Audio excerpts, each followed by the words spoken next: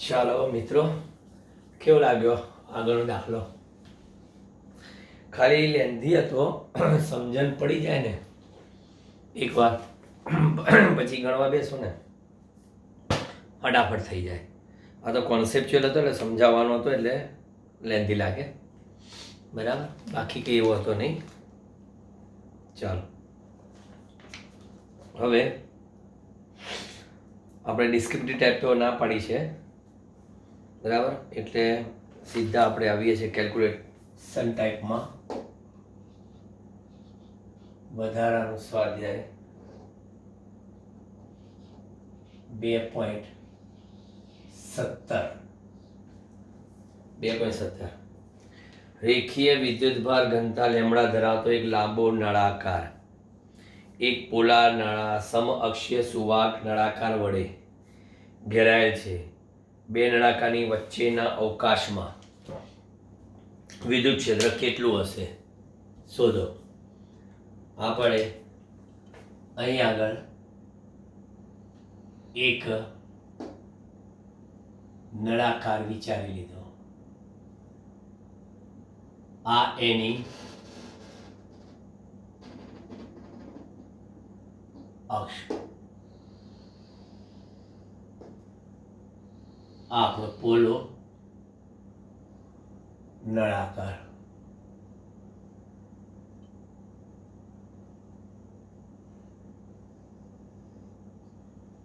હવે એને સમઅક્ષીય રહે તે રીતે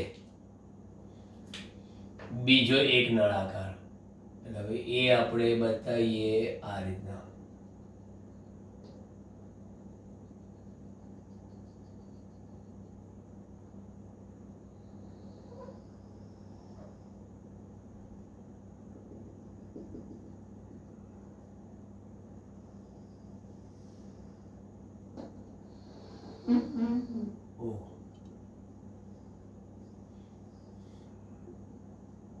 આકૃતિ પરફેક્ટ થવી જોઈએ આપણી.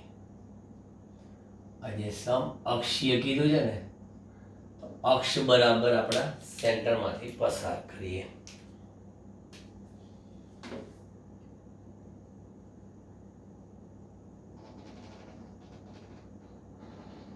લો, હવે આપણને કીધું છે લેમડા જેટલી વિદ્યુત ભારની ઘનતા ધરાવતો નળાકાર, બરાબર. એ નળાકારની લંબાઈ કશી વાત કરી છે આપણને એ લોકોએ?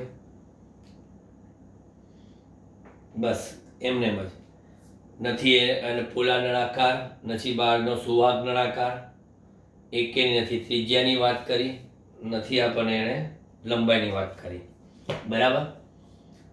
આપણે ખાલી ધારણા કરવી હોય તો કરી શકાય, પણ આપણે કંઈ એવી જરૂર નથી.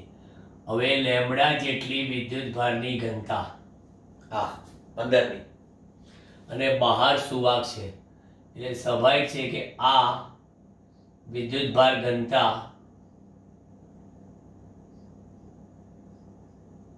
લેમડા એટલે આ બધા કયા વિદ્યુત ભાર? પોઝિટિવ.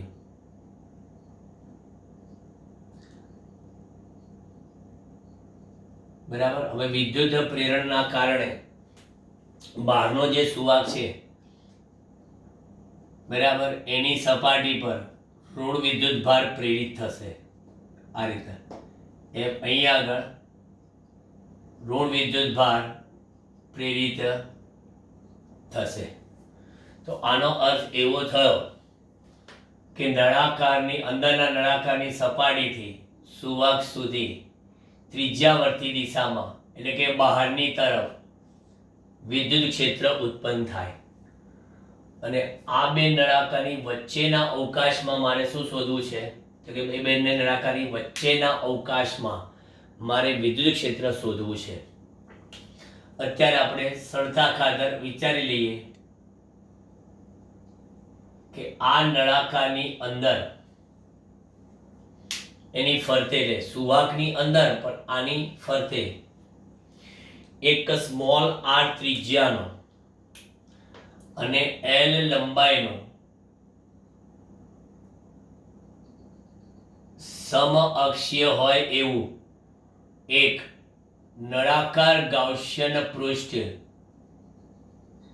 ધારતા. આ જે તૂટક રેખા દોરી છે ને એ જોજો, બરાબર ધ્યાન આપજો. મેં બીજું એક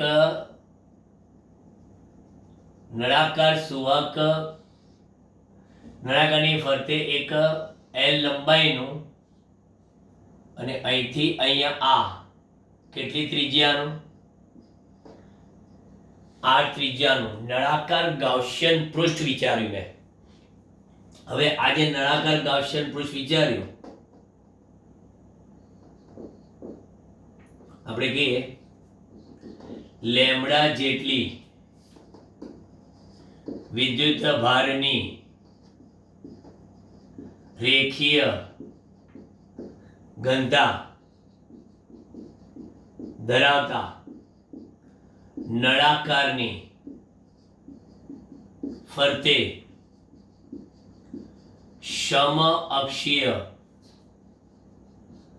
એવું r ત્રિજ્યાનું અને L લંબાઈનું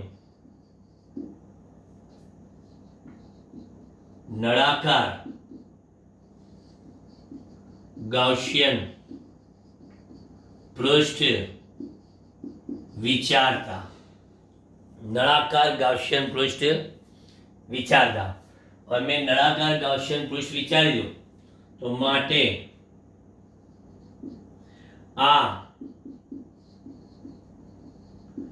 ગાઉસિયન પૃષ્ઠ વડે ઘેરાતો કુલ વિદ્યુત ભાર Q કેટલો થાય?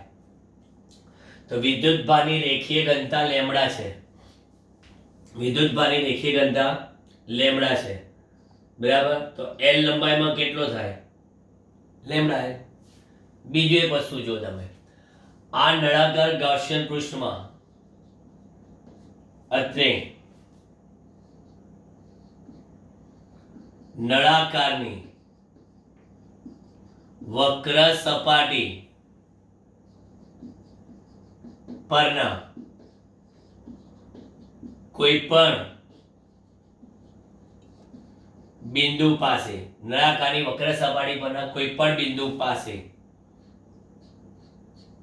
સદિશ E અને ds કેવા હશે? એક જ દિશામાં. E અને ds એક જ દિશામાં. અહીં તમે અહીં વિચારો ds, તો E ની દિશા આ બાજુ અને ક્ષેત્રફળ સદિશની દિશા પણ કઈ બાજુ? એ જ બાજુ. ds એક જ દિશામાં હોવાથી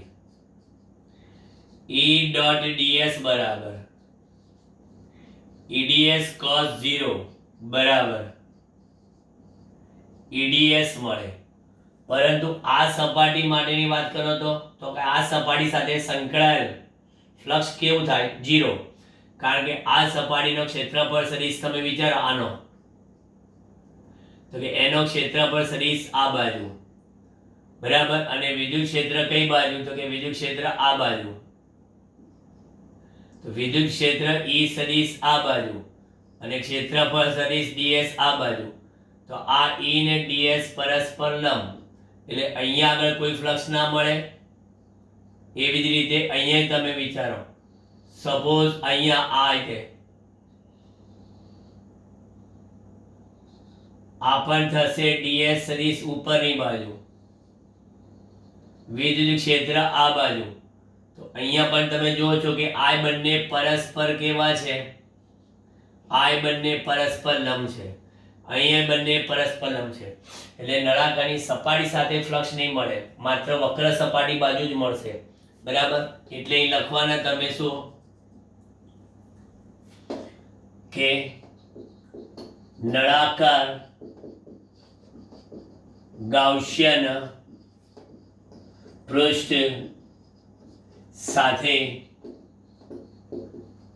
સંકળાયેલ કુલ વિદ્યુતીય ફલકાશ. નળાકાર ગાઉસિયન પૃષ્ઠ સાથે સંકળાયેલ કુલ વિદ્યુત ફ્લક્સ phi બરાબર integration of E dot ds close E dot ds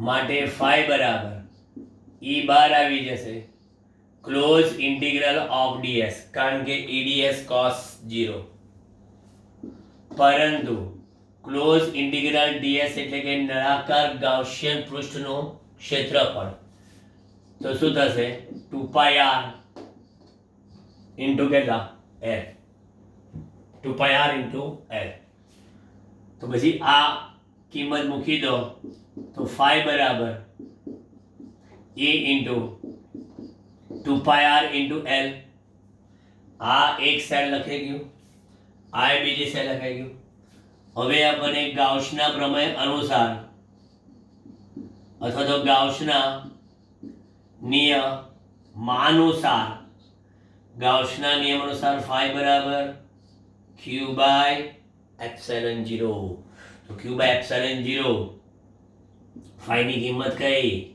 E into 2 r l q lambda l upon કેટલા લેમ્બડા l અપોન એપ્સિલોન 0 લો આપણને લંબાઈ નળાકારની આપી નહોતી ત્રિજ્યા આપી નહોતી કઈ જરૂર નહોતી માત્ર નળાકાર એની ફરતે સુવાહક હતો પ્રેરણના લીધે સુવાહકમાં નેગેટિવ ચાર્જ પ્રેરિત થયો તો નળાકારની સુવાહક અને નળાકારની બંનેની વચ્ચે જે અવકાશ છે એ અવકાશમાં ઉદ્ભવતું વિદ્યુત ક્ષેત્ર કેટલું આવ્યું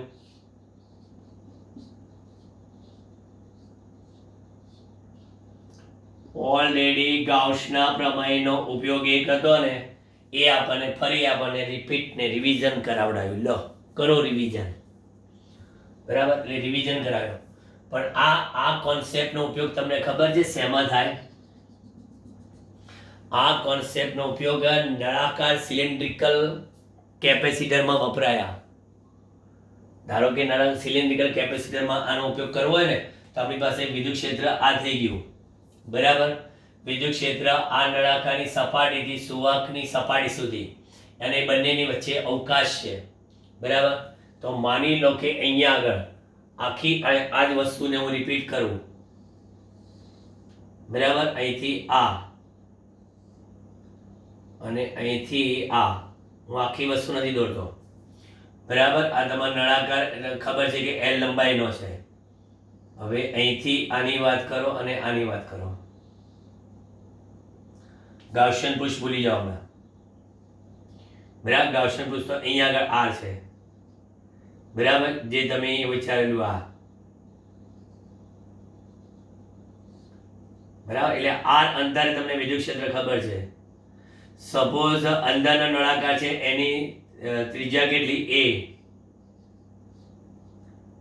અને બહાર સુવાહક છે એની ત્રિજ્યા b હવે આપણને ખબર છે કે આ પ્લસ છે ને અહીંનો માઇનસ છે સેમ એવી રીતે આ પ્લસ છે તો અહીંનો માઇનસ એટલે કેપેસિટર જેવું બની ગયું આપણી પાસે ઓકે ડન ચલો કેપેસિટર જેવું બની ગયું હવે સપોઝ તમારે અહીંથી અહીં સુધીનું સંકલન કરી નાખો તો તમારો આખો જે કોન્સેપ્ટ છે ને કેપેસિટર જેવો થઈ જાય કારણ કે વિદ્યુત સ્થિતિમાનના કોન્સેપ્ટમાં તમને ખબર છે કે v બરાબર ઇન્ટિગ્રેશન ફ્રોમ વેર ટુ વેર જાઓ બોલો મારે અહીંથી નળાકારના આ કેન્દ્રથી પેલા બહારના સુવાહકની સપાટી સુધી જવું છે બરાબર એટલે a થી લેવું છે ક્યાં b બરાબર માઇનસ કયું E dot dr E dot dr હવે E ડોટ dr માં E ને dr એક જ દિશામાં છે એટલે v બરાબર minus a to b E ની જગ્યા પર શું લખી લઉં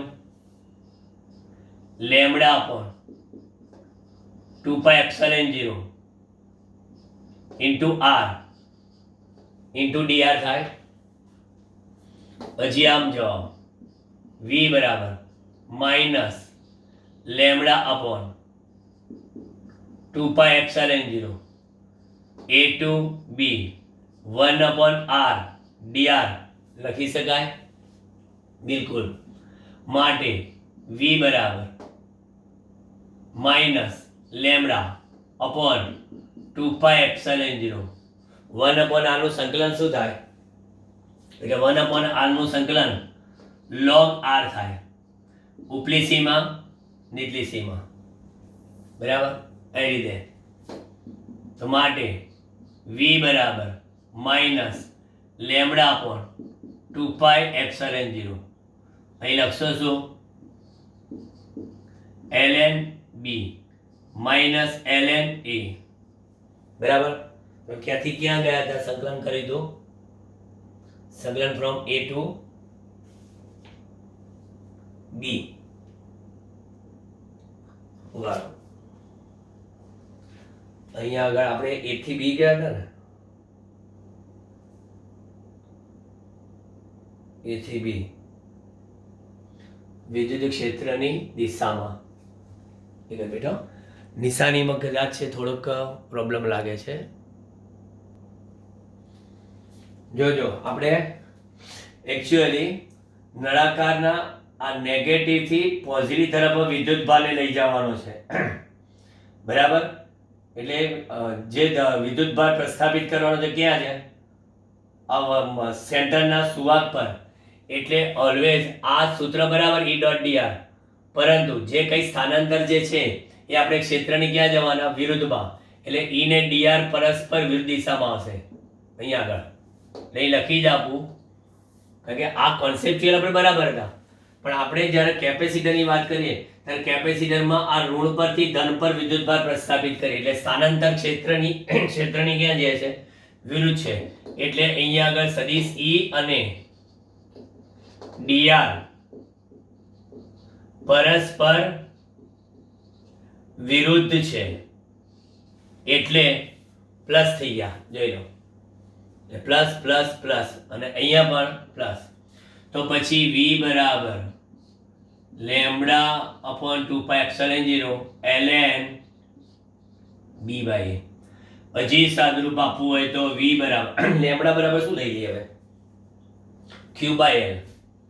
લેમડા બરાબર q બાય 2 π એપ્સિલોન 0 લઈ લો, અને ઇન્ટુ l. ln શું લખી નાખું? b by a. તો હજી આપણે એક કામ કરો, q બાય v લખી નાખો. q બાય v લખશો તો 2 π epsilon 0 l upon ln b by a લખાય. પણ આને કહેવાય નળાકાર કેપેસિટરનું કેપેસિટન્સ C બરાબર 2 π એપ્સિલોન 0 l. જોયું મેં તમને જે ડાયરેક્ટ સૂત્ર આપ્યું હતું ને, એ ડાયરેક્ટ સૂત્ર આપણે ડિરાઈવ કર્યું. એકચ્યુઅલી આપણો તો વધારાનું સ્વાધ્યાય તો અહીં સુધી જ હતું, બરાબર. પણ આ તમને એક એક્સ્ટ્રા આપ્યો, બરાબર, નળાકાર કેપેસિટરનું. અને આમાં ધ્યાન રાખજો, આ નેગેટિવ સાઇન ખરી, પણ આપણે કઈ વિદ્યુત સીમાનો તફાત નથી લેવાનો, કારણ કે જે કંઈ ક્ષેત્ર છે એની વિરુદ્ધમાં આપણે સ્થાનાંતર કરવાનું છે, બરાબર. અને એ રીતે કેપેસિટર ચાર્જ કરવાનું છે. એટલે ઓલવેઝ કેપેસિટરમાં ચાર્જિંગ પ્રોસેસ કરતા હોય ત્યારે હંમેશા આપણે ક્યાં જઈએ છીએ? ક્ષેત્રની વિરુદ્ધમાં જઈએ છીએ, ત્યારે એ શું પ્રાપ્ત કરે છે? સ્થિતિમાન. અને સ્થિતિમાન હોય તો એ એકમ ધન વીજભાર દીઠ ઉર્જા પ્રાપ્ત થઈ કહેવાય. ઓકે, જોઈ લો, નજર માર દો.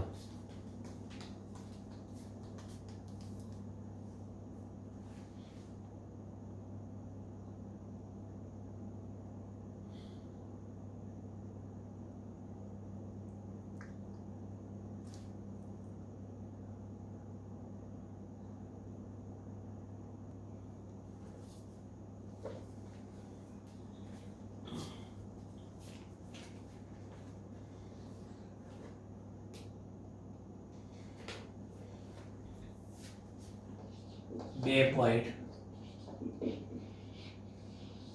18 હાઇડ્રોજન પરમાણુમાં ઇલેક્ટ્રોન અને પ્રોટોન 0.53 એંગસ્ટ્રોમ અંતરે એકબીજા સાથે બંધિત અવસ્થામાં છે. તો નંબર 1, ઇલેક્ટ્રોન અને પ્રોટોન વચ્ચેના અનંત અંતર માટે સ્થિતિ ઉર્જા શૂન્ય લઈને આ તંત્રની સ્થિતિ ઉર્જાનો ઇલેક્ટ્રોન વોલ્ટમાં અંદાજ કરો. એટલે સૌથી પહેલા ઇલેક્ટ્રોન અને પ્રોટોન બરાબર આપણે લખીએ Q1 બરાબર ઇલેક્ટ્રોન એટલે માઇનસ E, Q2 બરાબર પ્લસ E. અહીં લખું ઇલેક્ટ્રોન, અહીં લખું પ્રોટોન, અને બંને વચ્ચેનું અંતર 0.53 એંગસ્ટ્રોમ એટલે કે 0.53 ગુણ્યા 10⁻10 મીટર આ ડિસ્ટન્સ. અનંત અંતર માટે સ્થિતિ ઉર્જા શૂન્ય લઈને આ તંત્રની સ્થિતિ ઉર્જાનો અંદાજ ઇલેક્ટ્રોન વોલ્ટમાં કરો. તો સૌથી પહેલા આપણે કહીએ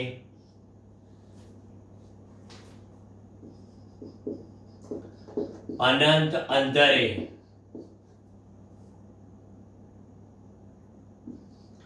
ઇલેક્ટ્રોન અને પ્રોટોન થી બનતા તંત્રની સ્થિતિ ઉર્જા. અનંત અંતરે ઇલેક્ટ્રોન અને પ્રોટોન થી બનતા તંત્રની સ્થિતિ ઉર્જા શૂન્ય લેતા r અંતરે ઇલેક્ટ્રોન પ્રોટોન થી બનતા તંત્રની સ્થિતિ ઉર્જા U બરાબર K into plus E into minus E divided by R. એટલે લખવાના -k² by R. એટલે U બરાબર -9 into 10⁻9 1.6 NO square 10⁻⁻19 નો સ્ક્વેર -38 divided by 0.53 ગુણ્યા 10⁻10. હવે આ જે ઉર્જા આવશે મને અત્યારે તો હાલના તબક્કે તો જૂલમાં લઈએ. પહેલા જૂલમાં લઈએ 9 ગુણ્યા 1.6 ગુણ્યા 1.6 ભાગ્યા 0.53 -43.47 અને આગળ જઈએ તો 472 10ની ઘાત જોઈએ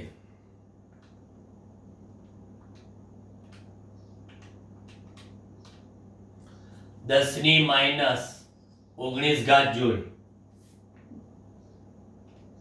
હવે U બરાબર -13.472 ગુણ્યા 10⁻⁻19 આપણે લાવવાની છે ઇલેક્ટ્રોન વોલ્ટમાં 1.6 into 10⁻⁻19 જૂલ આટલા EV.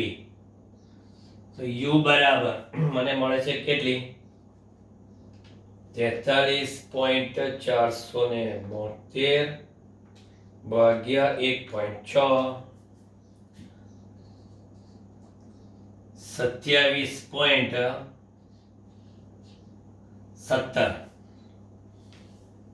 આવે છે આપણો જવાબ 27.17 જૂલ. અરે સોરી જૂલ ના આવે 27.17 ઇલેક્ટ્રોન વોલ્ટ. આ આપણને મળી ગઈ સ્થિતિ ઉર્જા. હવે આપણે એને રકમમાં બીજું શું કીધું છે કે ઇલેક્ટ્રોનને મુક્ત કરવા માટે કેટલું લઘુત્તમ કાર્ય કરવું પડે તેની કક્ષામાંની ગતિ ઉર્જા એમાં સ્થિતિ ઉર્જા કરતા અડધી છે તેમ આપેલ છે. હવે ગતિ ઉર્જા સ્થિતિ ઉર્જા કરતા અડધી છે એટલે અહીંયા આગળ ઇલેક્ટ્રોનની આપણે શું શોધવાની છે કક્ષામાં ગતિ કરતા. કક્ષામાં ગતિ કરતા એવા ઇલેક્ટ્રોનની ગતિ ઉર્જા કેપિટલ કે બરાબર 1/2 યુ કે છે. હવે આમાં ઘણાને પ્રશ્ન થાય કે આ તો ચલો તમે આપી દીધું એટલે અમે સ્વીકારી લઈએ છીએ બરાબર, પણ આ કેવી રીતે છે? તો તમને કહી દઉં કે આપણી પાસે આ કક્ષામાં ભ્રમણ કરતો આ ઇલેક્ટ્રોન અને આ સેન્ટરમાં પ્લસ અને આ ઇલેક્ટ્રોન આ પ્રોટોન બરાબર, ઇલેક્ટ્રોન અને પ્રોટોન તરફનું આ કેન્દ્રગામી બળ F બરાબર લાગે છે કેટલું? Ke² બાય r², એટલે કે કુલમ્બનો નિયમ K Q1 Q2 upon r². પણ આ ભ્રમણ કરે છે એ કેવી? વર્તુળમય ગતિ, એટલે ઇલેક્ટ્રોનનું દળ m, એની કક્ષીય ઝડપ v ભાગ્યા r, એટલે mv² બાય કેન્દ્રગામી બળ Ke² બાય r² થાય બિલકુલ. તો પછી mv² બરાબર શું લખાય? તો કે mv² બરાબર એક r કેન્સલ, બંને બાજુ 1/2 કરી નાખો કે 1/2 mv² બરાબર 1/2 Ke² બાય r લખી શકો તમે? બિલકુલ લખી શકે. તો આ 1/2 mv² એટલે ગતિ ઉર્જા થઈ ગઈ ઇલેક્ટ્રોનની બરાબર 1/2 u થઈ ગઈ સ્થિતિ ઉર્જા. જોઈ લો, આ એ લોકોએ તમને આપી દીધું, મેં તમને સાબિત કરી દીધું બરાબર. એટલે આ રીતે છે કે ગતિ ઉર્જા સ્થિતિ ઉર્જાથી અડધી. તો પછી ગતિ ઉર્જા બરાબર સ્થિતિ ઉર્જા મારી -27.17 ભાગ્યા 2 eV. તો ગતિ ઉર્જા કે કેટલી? તો કે -13 પોઈન્ટ કેટલા થશે? 13 26 1 2 5 10 1 2 8 16 13.58 ઇલેક્ટ્રોન વોલ્ટ. આ થઈ ગઈ એની ગતિ ઉર્જા ઇલેક્ટ્રોન. તો માટે ઇલેક્ટ્રોનની કુલ ઉર્જા ટોટલ એનર્જી સીધી ઉર્જા વત્તા ગતિ ઉર્જા થાય બરાબર. ઇલેક્ટ્રોનની કુલ ઉર્જા સીધી ઉર્જા વત્તા ગતિ ઉર્જા બરાબર. ઉભા રહો, એકચ્યુઅલી આ પ્લસ જ રહેશે, આ માઇનસ ના થાય. ગતિ ઉર્જા સીધી ઉર્જાથી અડધી બરાબર. તો આ 13.3 એટલે માટે કુલ ઉર્જા E બરાબર આ U કેટલી છે? -27.17 વત્તા 13.58 વત્તા 13.58. તો પછી કુલ ઉર્જા E કેટલી આવી? બોલો, કુલ ઉર્જા E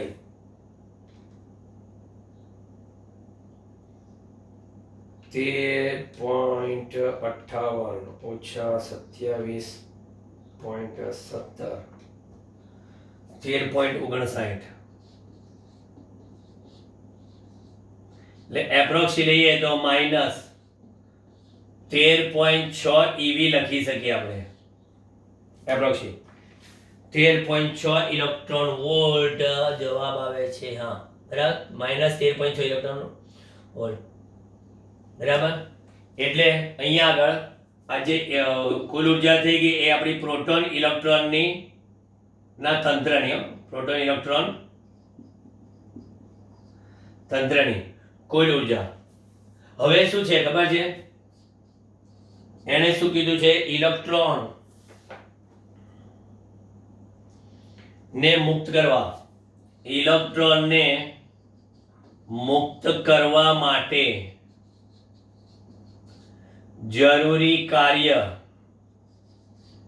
W બરાબર જેટલી એની ઉર્જા હોય એટલી જ પણ પ્લસ એટલે પ્લસ 13.6 EV જેટલું કરવું પડે. ઇલેક્ટ્રોનને મુક્ત કરવા માટે કરવું પડતું કાર્ય કેટલું? જેટલી એની ઉર્જા હતી કુલ એટલું જ. હવે માગ્યું છે પછીનું કયું શોધવાનું છે કે હવે સી કિસ્સો. બરાબર, આ એ થઈ ગયું, બી થઈ ગયું, હવે સી.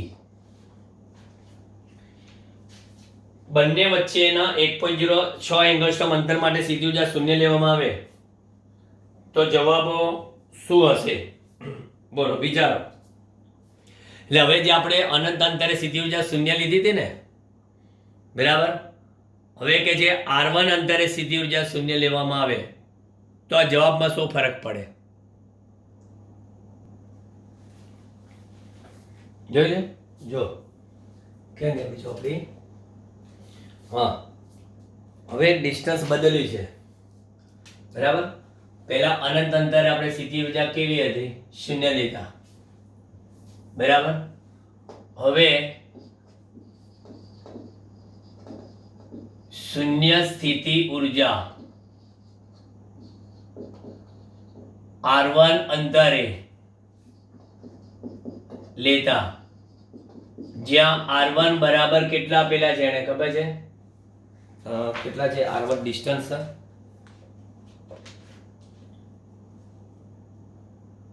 એક 1.06 લેતા તંત્રની કોની? ઇલેક્ટ્રોન અને પ્રોટોનથી બનતા ની સ્થિતિ ઉર્જા U બરાબર.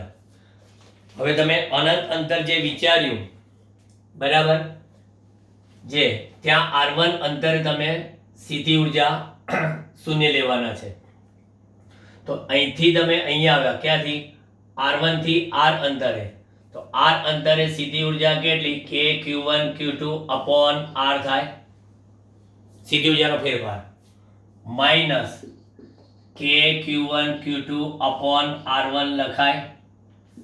તો સાદુરૂપ આપતા K Q1 Q2 જ લખાય, 1 upon R minus 1 upon R1 લખાય, સીધી ઉર્જાનો ફેરફાર. તો U બરાબર K 9 into 10⁹ અને એક પ્લસ છે ને એક માઇનસ છે, એટલે અહીંયા આગળ માઇનસ મૂકી દઉં છું. 1.6 નો સ્ક્વેર 10 ની minus 38. Clear? 1 upon R. 1 upon R કેટલા છે મારા? પહેલા જે છે 53 એંગસ્ટ્રોમ વાળા, તો 1 upon 0.53 ગુણ્યા 10 ની માઇનસ 10 માઇનસ 1 upon 1.06 into 10⁻, કેટલા? માઇનસ 10. ચાલો, U બરાબર માઇનસ, થોડો ગુણાકાર કરીએ એટલે આપણે થોડી જગ્યા બને. 9 ગુણ્યા 1.6 ગુણ્યા 1.6 બરાબર 23.04 ગુણ્યા હજી 10 ની ઘાતે સાદરૂપ આપીએ. આ 10 ની 10 ઘાત 10 ની 10 ઘાત ઉપર આવી જાય, બહાર નીકળી જાય, એટલે આપણી પાસે 9 ઓછા 38 વત્તા 10 થઈ જાય, એટલે 10 ની માઇનસ 19 ઘાત થઈ જાય. અને અહીંયા આગળ 1.06 ઓછા 0.53 1.06 ગુણ્યા 0.53. હજી પણ આપણે કામ કરીએ. 23.04 ગુણ્યા 10 ની માઇનસ 19 બાદબાકી 1.06 ઓછા 0.53 એટલે 0.53 ભાગ્યા 1.06 ગુણ્યા 0.53 0.5618 એની ગુણ્યા 1.6 કે આ જવાબ તો જૂલમાં છે, આ જવાબ ઇલેક્ટ્રોન વોલ્ટમાં. તો આ તંત્રની સીધી ઉર્જા કેટલી આવે છે જોઈએ. હવે આપણી ગણતરી કેટલી સાચી છે. 13.04 ગુણ્યા 0.53 ભાગ્યા 0.56 18 ભાગ્યા 1.6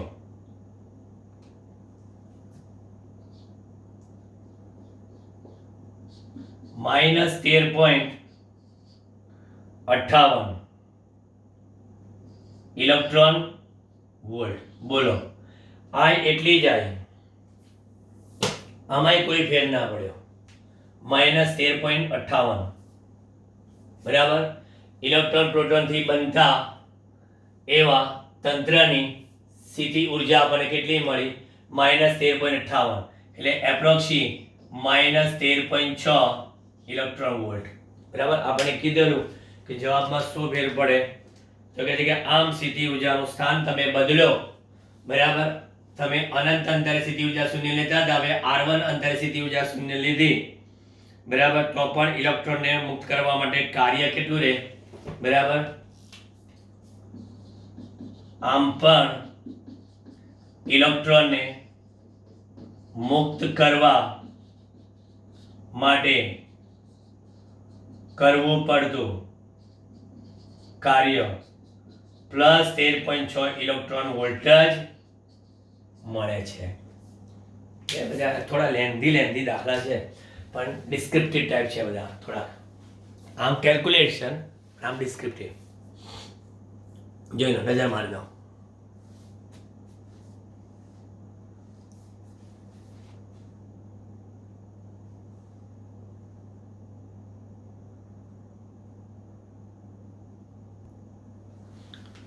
જો આમાં ઘણા પ્રશ્ન પૂછાય છે કે આપણે સીધી ઉર્જા -27.17 હતી. બરાબર. એમાંથી ગતિ ઉર્જા આપણને કેટલી મળી? 1/2 u એટલે કે 13.58. એટલે ઉર્જા આટલેથી આટલી થઈ, એટલે આપણી ટોટલ એનર્જી મળી કેટલી? 13.6. પણ હવે પહેલા ઇલેક્ટ્રોન પ્રોટોન વચ્ચેનું અંતર 0.53 એંગસ્ટ્રોમ હતું. બરાબર. હવે 0.53 એંગસ્ટ્રોમ થી તમે ખસેડીને ક્યાં લઈ ગયા? 1.06. હવે એ અંતરે લઈ જાઓ તો આ જે ગતિ ઉર્જા છે, બરાબર, જે અહીંયા 27.17 થી જે 13.58 થઈ, તો અહીંયા આગળ ગતિ ઉર્જા કેવી થઈ જાય છે? શૂન્ય થઈ જાય છે. એટલે ગતિ ઉર્જા શૂન્ય થઈ જાય તો ટોટલ એનર્જી પણ આટલી જ રહે. એટલે ઘણા શું થાય કે અહીંયા કુલ ઉર્જા માટે તમે લખ્યું ને અહીંયા આગળ સીધી ઉર્જામાં લખ્યું, પણ અહીંયા ગતિ ઉર્જાની કિંમત શૂન્ય થઈ જાય છે. કારણ કે r1 અંતરે જ્યારે પહોંચી જાય ને, એમને ડિસ્ટન્સ વધારીને ઇન્ક્રીઝ કરીને 0.53 થી તમે 1.06 કર્યો, તો ત્યાં એની ગતિ ઉર્જા કેવી થઈ જાય છે? શૂન્ય થઈ જાય છે. અને ગતિ ઉર્જા શૂન્ય થઈ જાય તો કુલ ઉર્જા એ સીધી ઉર્જા જેટલી જ થાય. એટલે આ કિસ્સામાં પણ ઇલેક્ટ્રોનને મુક્ત કરવા માટેનું કાર્ય કેટલું આવે? આટલું જ આવે. બરાબર. આ એક ક્લેરિફિકેશન આપ્યું. બરાબર. કારણ કે ટેક્સ્ટબુકમાં જવાબમાં મેં જોયું એટલે કોઈ ડાયરેક્ટ જ કહી દીધું છે કે આની પણ આટલી જ મળે. આ મેં તમને એક્સપ્લેનેશન આપી દીધું. ઓકે. હવે નેક્સ્ટમાં આપણે પાછા આવે, કારણ કે આના થોડા ભાગ પડશે. આ એક જ લેક્ચરમાં એડિશનલ એક્સરસાઇઝ પતેવા નથી, કારણ કે બધામાં સમજાવવા સાથે આપણે કરવાનું છે, થોડી વાર લાગશે. Okay, done.